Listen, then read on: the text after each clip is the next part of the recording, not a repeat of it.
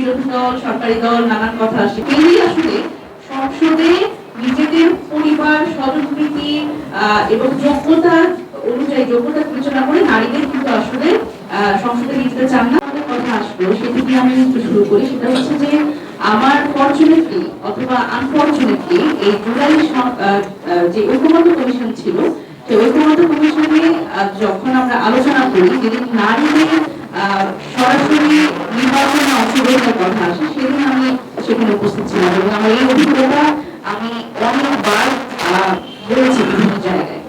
তো সেই অভিজ্ঞতা খুবই ভালো ছিল না, খুবই খারাপ ছিল। সেটা হচ্ছে যে আমি দেখলাম যে এই 5 আগস্ট পরবর্তী সময়ে রাজনীতিবিদরা যখন আমরা বারবার করে একটা বিষয় নিয়ে খুব কঠিন পরিস্থিতির মধ্যে আছে যে ঐক্য, রাজনৈতিক ঐক্য হচ্ছে না, কোনোভাবেই ঐক্যমত্যে পৌঁছতে পারছে না, কিন্তু যখন আমরা এই জুলাই সনদ নিয়ে বা আমরা যখন ঐক্যমত্য কমিশনের কথা বললাম এবং সেদিন যখন আসলে এই নারী বিষয় নিয়ে কথা হলো, সেদিন আমি রাজনৈতিক দলগুলোর মধ্যে একটা ঐক্য দেখতে পেয়েছি।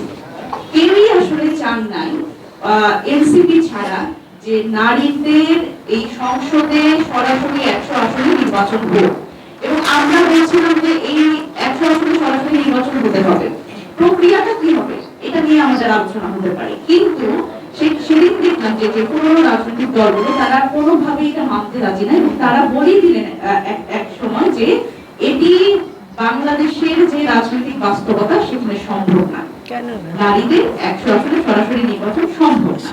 সুতরাং এই যে দেখেন এখন বিরোধী দল, সরকারি দল নানান কথা আসছে, কিন্তু এই বিষয়ে কিন্তু তারা ঐক্য ছিলেন, তাদের ঐক্য ছিল। সুতরাং এখানে ঐক্যমত্য হতে তাদের কিন্তু অসুবিধা হয় না, কারণ কেউই আসলে সংসদে নিজেদের পরিবার, স্বজনপ্রীতি এবং যোগ্যতা অনুযায়ী যোগ্যতা বিবেচনা করে নারীদের কিন্তু আসলে সংসদে নিতে চান না, বরং তারা এখানে প্রায়োরিটি দেয় যে কে কাকে আসলে নমিনেশন দেওয়া হলো না, তার আত্মীয়, তার স্বজন, তাকে আসলে কম্পেনসেশন হিসেবে এই সংসদে প্রতিনিধিত্ব করবার সুযোগ করে দেওয়া। এবং এর ফলশ্রুতি কিন্তু আমরা গত 17 বছর দেখেছি সংসদে গান হয়, কবিতা হয় এবং অনেক কিছু হয়, নাটক হয়, সবকিছু হয়।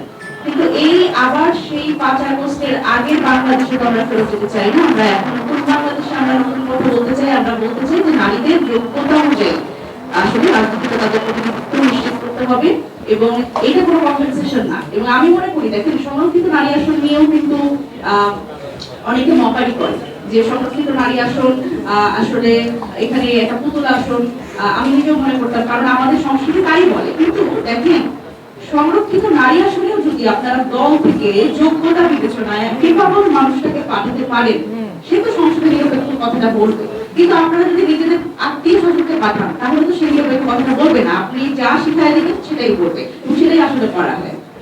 এবার এটা হচ্ছে বাস্তবতা। কিন্তু আমরা আমাদের জায়গা থেকে যে আমাদের অ্যাক্টিভিজম বলেন, আমাদের রাজনৈতিক যে বার্তা বলেন, আমি বিশ্বাস করি যে নারী শক্তি এই বিষয়ে যে সংসদে 100 আসনে সরাসরি নারীদের নির্বাচন এই নিয়ে একটা বড় অ্যাডভোকেসি করবে, আমি এটি বিশ্বাস করি।